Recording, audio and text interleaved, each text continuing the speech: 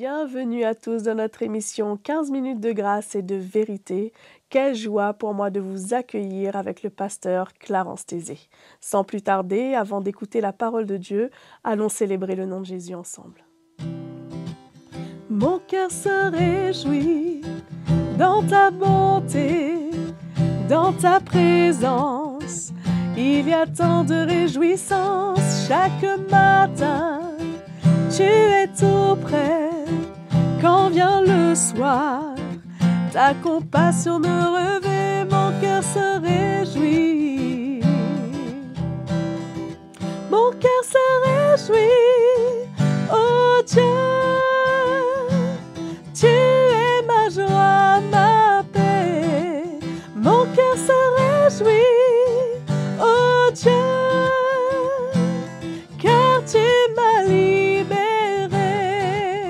Mon cœur se réjouit, oh Dieu. Tu es ma joie, ma paix. Mon cœur se réjouit, oh Dieu. Car tu m'as libéré. Car tu m'as libéré. Mon cœur se réjouit. Alléluia. Je vous laisse maintenant avec la parole de Dieu.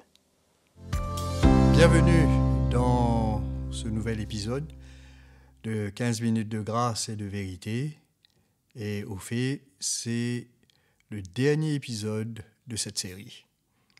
Et j'espère que vous avez été bénis pendant tout le temps où nous avons été ensemble. Et je tiens surtout à remercier Maëva pour sa participation, pour la louange qu'elle vient de faire maintenant, juste avant, et pour tout le temps où nous avons été ensemble. Maëva, que le Seigneur te bénisse. Merci pour ta disponibilité. Tu nous as emmenés à adorer le Seigneur, à le louer, et tout cela aide beaucoup et nous emmène à pouvoir recevoir de la part du Seigneur, parce que ça nous encourage. Donc, et pour vous qui m'écoutez, nous allons parler pendant cet épisode de ne pas compliquer les choses. En fait, le titre, c'est « Ne complique pas les choses ».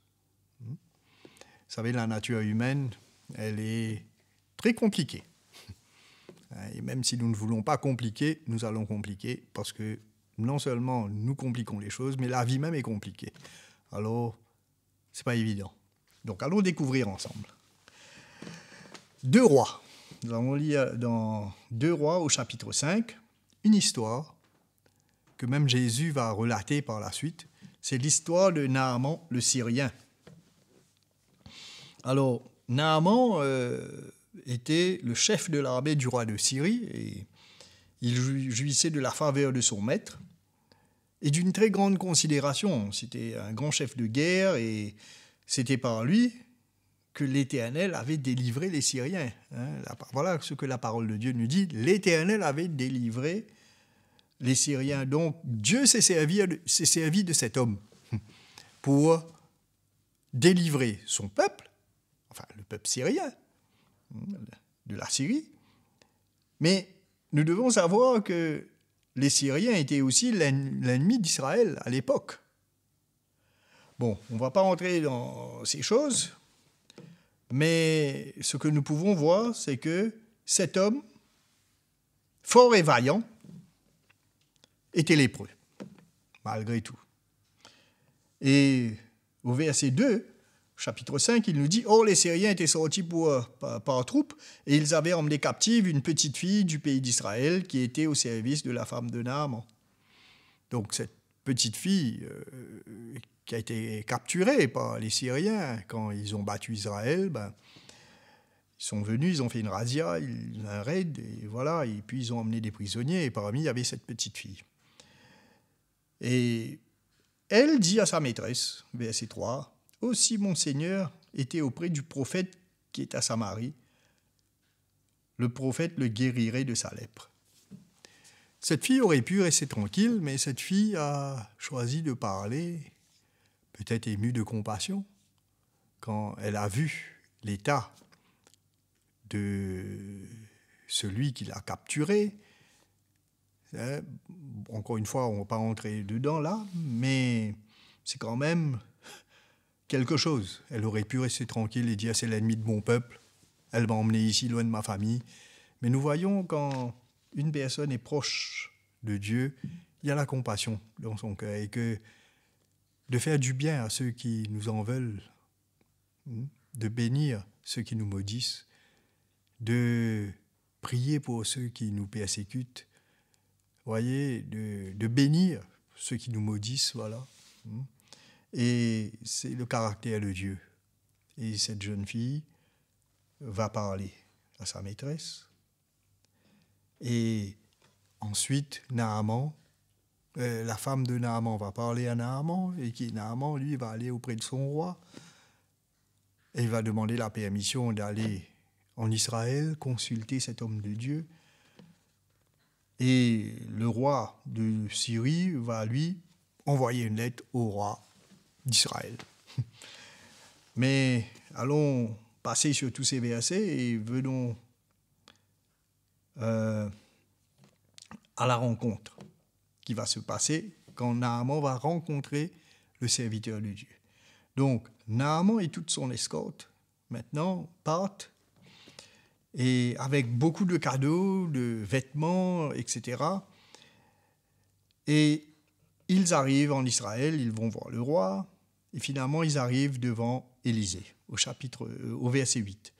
Lorsque Élisée, homme de Dieu, apprit que le roi d'Israël avait déchiré ses vêtements. Pourquoi est-ce qu'il a déchiré ses vêtements? Parce que Naaman était venu auprès du roi d'Israël avec ces lettres que son roi, à lui avait remis pour le roi d'Israël.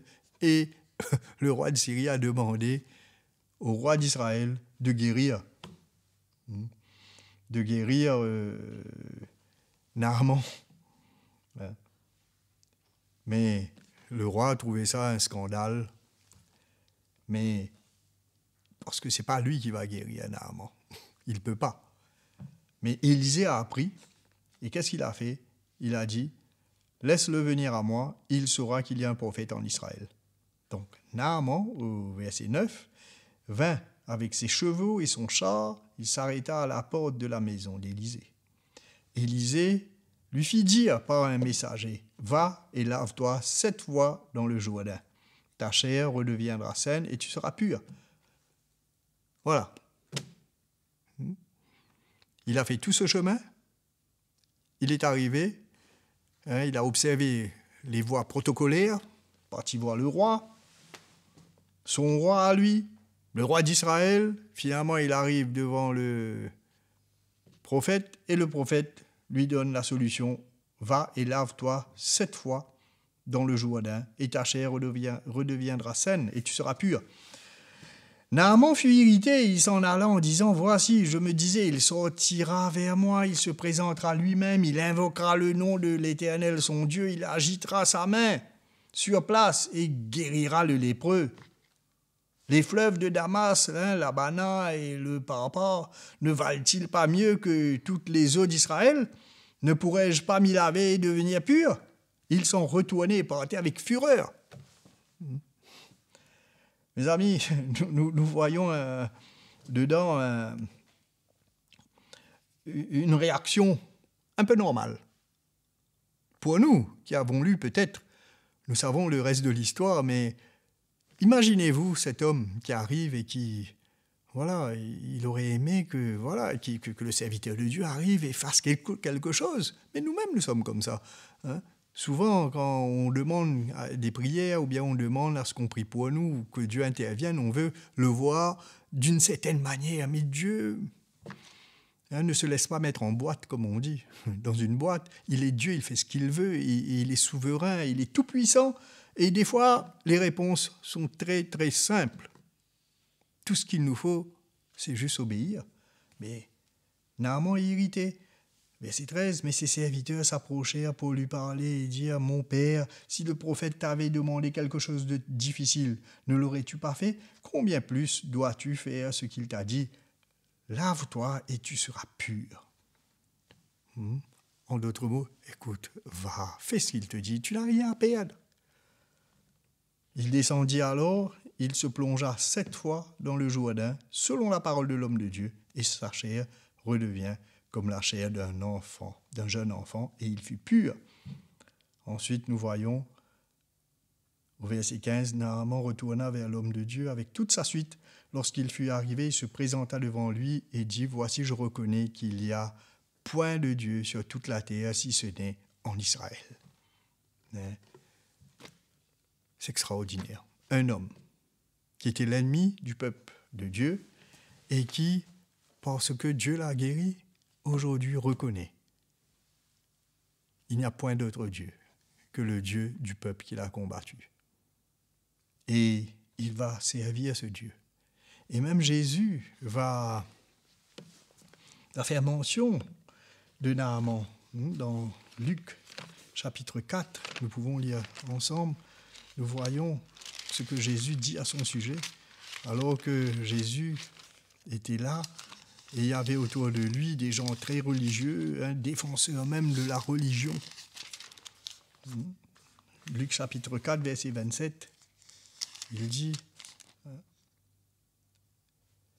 voilà.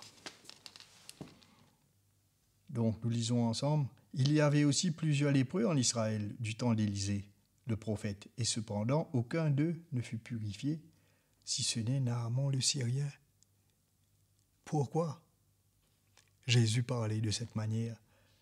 Parce que, justement, ce qui était autour de lui était trop compliqué. Quand il était descendu à Nazareth, il a parlé comment l'Esprit du Seigneur est sur lui, parce qu'il l'a oint pour annoncer une bonne nouvelle aux pauvres, etc. Quand il a roulé le rouleau du livre, il s'est assis, tous avaient leur regard fixé sur lui. Et quand il leur a dit qu'aujourd'hui, cette parole de l'Écriture que vous venez d'entendre est accomplie, ils n'étaient pas contents. Non seulement ça, pour eux, ils ont vu Jésus, le fils de Joseph, de Marie, et ils étaient incrédules. Non, Dieu ne peut pas faire une chose pareille, parce que on te connaît, on connaît qui c'est. Dieu ne peut pas agir de cette manière. Mais mes amis, réalisons qu'il ne faut pas entrer dans ce piège. Laissons Dieu être Dieu, à l'image de Naaman. Il est descendu, il est venu. Oui, il a réagi. Oui, il n'était pas content parce qu'il s'attendait, il ne connaissait pas mieux lui. Mais pour nous, ne mettons pas le Seigneur dans une boîte, mais soyons simples, comme la parole de Dieu nous dit. Heureux les simples en esprit, car le royaume de Dieu est à eux. Heureux ceux qui ont le cœur pur, car ils verront Dieu. Les amis, gardons notre cœur, gardons notre simplicité et laissons notre foi agir. Et ne compliquons pas les choses. Au contraire, laissons le Saint-Esprit toujours convaincre nos cœurs. Et s'il nous montre quelque chose, allons avec cela, avec un cœur simple, brisé s'il le faut, mais faisons ce que Dieu nous dit. Ne compliquons pas les choses. Voilà, j'arrive au terme de ma saison avec vous. J'espère que ces quelques sessions ensemble a pu vous encourager à tenir ferme, à continuer, à avancer. Et j'espère vous retrouver très bientôt pour peut-être une autre session. On laisse ça au Seigneur. Mais avec ce que vous avez reçu, que le Seigneur lui-même vous fortifie et vous emmène. C'est ce que moi-même je désire pour moi. C'est ce que je vous ai partagé. On se retrouve d'une manière ou d'une autre. À très bientôt. Que Dieu vous bénisse. Merci pour votre fidélité. Je suis convaincue que vous avez été richement bénis par la parole de Dieu et nous remercions le pasteur Clarence Thésée de nous avoir apporté ce que Dieu a mis dans son cœur. Abonnez-vous à notre chaîne CTMI, aimez et partagez cette vidéo autour de vous. Écrivez-nous à l'adresse qui s'affiche sur votre écran. À très bientôt.